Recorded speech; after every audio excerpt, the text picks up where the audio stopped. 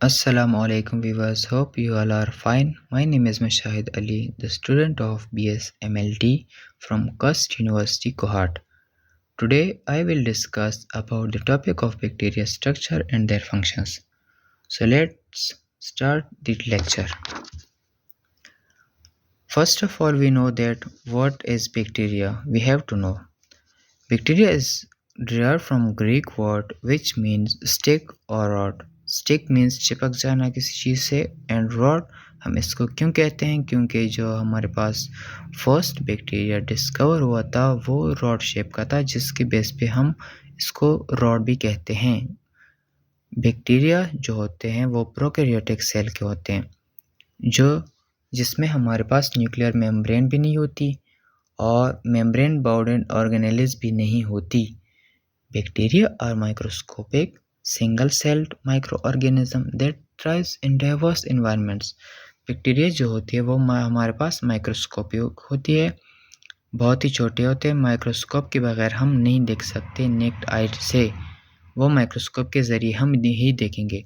Single celled होते हैं, unicellular होते हैं, मतलब मल्टी सेलुलर्स से बन के नहीं बने होते।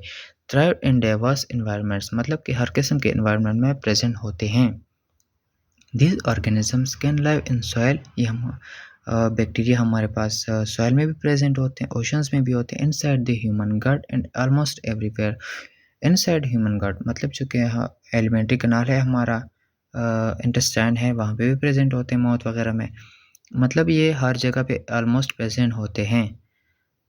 फिर हम आते हैं इसके स्ट्रक्चर की तरफ, जिसमें प्रेजेंट होते हैं फ्लैजेलम जो कि मूवमेंट में हेल्प करती है, इंडोस्पोर मतलब जो इंडो मतलब सेल के अंदर, स्पोर मतलब जो कि स्पोर बन जाते हैं मल्टी लेयर्ड सेल से। कैप्सूल होता है, सेल वॉल होता है जो कि प्रोटेक्शन के लिए यूज़ होता है, सेल मेम्ब्रेन होता है, पिलाई होते हैं जो कि अटैचमेंट के लिए काम करते हैं, साइटोप्लाज्म होते हैं, राइबोसोम्स होते हैं, क्रोमोसोम्स होते हैं। क्रोमोसोम्स यहाँ पे हमारे पास ओपनली पड़े होते हैं क्योंकि यहाँ पे बैक्टीरिया के अंदर हमारे पास न्यूक्लियस नहीं होता, लेक ऑफ न्यूक्लियस होते हैं। प्लाज्मिड होते हैं जो कि एक्स्ट्रा क्रोमोसोमल डीएनए है। सेल वॉल स्ट्रक्चर में हमारे पास पहले आता है cell wall. The cell wall maintains the cell shape. Cell wall का फंक्शन ये है कि वो सेल शेप को मेंटेन करते हैं, जिस तरह वो बैक्टीरिया का जो सेल का शेप हो उसको बनाने में सेल वॉल हेल्प करता है। प्रोटेक्ट द सेल, प्रोटेक्शन देता है, and prevents it from bursting in a hypotonic environment. Hypotonic environment में क्या होता है, हमारे पास जो सेल साइज होता है वो बड़ा होता है, जो बाहर कंसंट्रेशन होती है सॉल्ट की वो कम होती है। सेल वॉल का फंक्शन हमारे पास यहाँ पे ये होता है कि जो बाहर से सॉल्ट है वो सेल के अंदर ना आए और सेल को डैमेज ना करे। आइसोटोनिक में हमारे पास as compare to hypotonic salt की कंसंट्रेशन ज़्यादा होती है, और हाइपोटोनिक में as compare to hypotonic and isotonic बहुत ही ज़्यादा होती है concentration of salt. Capsule it enable bacteria to adhere to their substrate और to other individuals in a colony. Capsule का फंक्शन यह होता है कि वो बैक्टीरिया को एडहेयर करते हैं, अटैच करते हैं टू देयर सबस्ट्रेट, इसके सबस्ट्रेट के साथ अटैच करते हैं, और या other individuals in a colony या किसी दूसरे बैक्टीरिया के साथ। Some capsule have slime layers protect against dehydration. कुछ कैप्सूल के पास स्लैम लेयर्स होते हैं जो कि प्रोटेक्ट करते हैं against dehydration. Some shield pathogenic bacteria from attacks by their host immune system. फिर आते हैं हमारे पास flagella are hairs like appendages which help bacteria to move. Flagella हमारे पास हेयर्स लाइक अपेंडेजेस होते हैं जो कि हेल्प करते हैं बैक्टीरिया को मूव करने में या मूवमेंट टुवर्ड और अवे फ्रॉम स्टिमुलस हमारे पास टॉक्सिक भी होते हैं, सब्सटेंस होते हैं, न्यूट्रिएंट्स भी होते हैं, तो वो हम अभी पढ़ेंगे। जो पॉजिटिव कीमोटॉक्सिस होते हैं वो उसमें हमारे पास मूवमेंट टुवर्ड न्यूट्रिएंट्स और ऑक्सीजन। जो पॉजिटिव कीमोटॉक्सिस होते हैं उसमें बैक्टीरिया हमारे पास मूव करता है न्यूट्रिएंट्स की तरफ या ऑक्सीजन की तरफ। जो नेगेटिव कीमोटैक्सिस हैं उसमें बैक्टीरिया हमारे पास मूव करते हैं अवे फ्रॉम टॉक्सिक सब्सटेंस, जो कि बैक्टीरिया को डैमेज कर सकते हैं, वो उससे दूर भागते हैं। On the basis of flagella के बेस पे हम बैक्टीरिया को क्लासिफाइड करते हैं 5 कैटेगरीज में। इसमें सबसे पहले हमारे पास आता है monotrichous.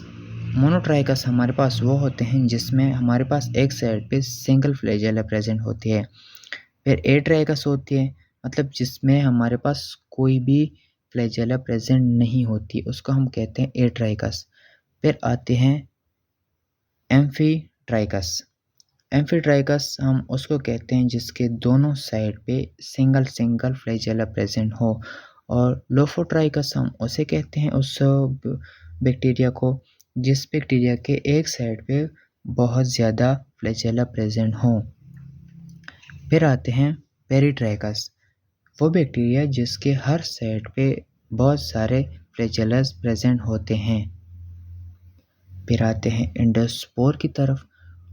To withstand harsh conditions, certain bacteria develop resistance cell called endospores when they lack an essential nutrients.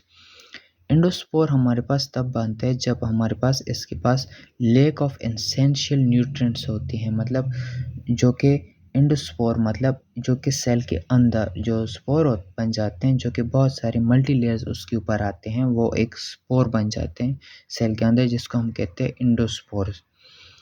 The original cells produces a copy of its chromosomes। जो ओरिजिनल सेल्स होते हैं वो प्रोड्यूस करते हैं एक नई मतलब प्रोड्यूस करते हैं, बनाते हैं कॉपी ऑफ इट्स क्रोमोसोम, इसकी क्रोमोसोम्स की कॉपी बनाते हैं। And surrounds that copy with a tough multi layered structure. और फिर इस कॉपी के मल्टी लेयर टफ स्ट्रक्चर बन जाते हैं, जो कि जिसको हम एंडोस्पोर कहते हैं, जिसे मैंने पहले भी बताया आपको। फिर आते हैं सेल मेम्ब्रेन की तरफ। Cell membrane also invaginates into cytoplasm to form pocket like structure called mesosomes. Cell membrane में हमारे पास पॉकेट लाइक स्ट्रक्चर्स बन जाते हैं जिसको हम कहते हैं mesosomes. Cell membrane mainly helps bacterial cell to carry out cellular respiration with the help of enzyme. Mesosomes क्या करते हैं कि वो बैक्टीरिया को ज़्यादा सरफेस प्रोवाइड करते हैं, क्योंकि बैक्टीरिया के सेल मेम्ब्रेन में सेलुलर रेस्पिरेशन होती है। Mesosomes also help in cell division and replication of DNA. Mesosomes हमारे पास हेल्प करते हैं सेल डिवीजन में एंड रेप्लिकेशन ऑफ डीएनए में, मतलब जो डीएनए की रेप्लिकेशन होती है उसमें हमारे पास जो मेनली हेल्प करते हैं वो मेसोसोम्स करते हैं, और सेल डिवीजन में भी करते हैं। जिस तरह के आप ये डायग्राम में देख सकते हैं कि एक पॉकेट लाइक स्ट्रक्चर बननी होती है, अंदर की तरफ सरफेस देते हैं बैक्टीरियल्स को। उसके बाद आते हैं पिलाए पे। जब हमारे पास ये सिंगुलर होते हैं तो उसको हम पिलस कहते हैं। ये भी हमारे पास हेयर और thread like structure that helps in attachment. पिलाई जो होती है वो हमारे पास हेयर या थ्रेड लाइक स्ट्रक्चर होती है जो कि अटैचमेंट में हेल्प करती है, मतलब एक बैक्टीरिया को दूसरे बैक्टीरिया के साथ अटैच करते हैं। Pili are appendages that pull two cells together prior to DNA transfer from one cell to the other. Villi are sometimes referred to as sex villi। हम सेक्स पिलाई इसको क्यों कहते हैं? क्योंकि ये जब दो बैक्टीरिया आपस में अटैच हो जाते हैं तो इसमें हमारे पास इनकी डीएनए ट्रांसफ़र होती हैं, जिसमें जेनेटिक मटेरियल्स होते हैं। इस वजह से इस बेस पे हम इसको सेक्स पिलाई भी कहते हैं। फिर आते हैं राइबोसोम्स की तरफ, जो कि बैक्टीरियल राइबोसोम्स होते हैं। राइबोसोम्स तो वैसे हमारे पास 80S के होते हैं, क्योंकि जो लार्जर यूनिट हैं वो 50S होते हैं, जो स्मॉलर यूनिट होते हैं वो 30S होते हैं। लेकिन as compare to eukaryotic, prokaryotic मतलब बैक्टीरियल्स में हमारे पास 70S होते हैं as compare to eukaryotic. Bacterial ribosomes are slightly smaller than eukaryotic ribosomes and different in their protein and RNA content. जिस तरह मैंने बताया, जैसे कि ये छोटे होते हैं as compare to eukaryotic ribosomes, and protein और आरएनए कंटेंट में भी डिफरेंट होते हैं। Their differences allows certain antibiotics to bind to their ribosomes। हम जो एंटीबायोटिक्स लेते हैं वो बाइंड होते हैं राइबोसोम्स के बैक्टीरियल के राइबोसोम्स के साथ, और इसकी जो प्रोटीन सिंथेसिस है उसको स्टॉप कर देते हैं। As a result, people can use these antibiotics to kill or inhibit the growth of bacteria without harming themselves। As a result, people use, जो लोग होते हैं वो इस्तेमाल करते हैं ये एंटीबायोटिक्स जो कि किल करते हैं या इनहिबिट करते हैं या स्टॉप करते हैं बैक्टीरिया के ग्रोथ को, हमारे अंदर जो आते हैं उसको, इसकी ग्रोथ को स्टॉप करते हैं, जो हमें नुकसान ना पहुंचाए, मतलब विदाउट हार्मिंग देमसेल्फ, हमें नुकसान पहुंचाए बगैर हम इसकी जो बैक्टीरिया के ग्रोथ है इसको हम इनहिबिट करें या किल करें। फिर आते हैं प्लाज्मिड की तरफ।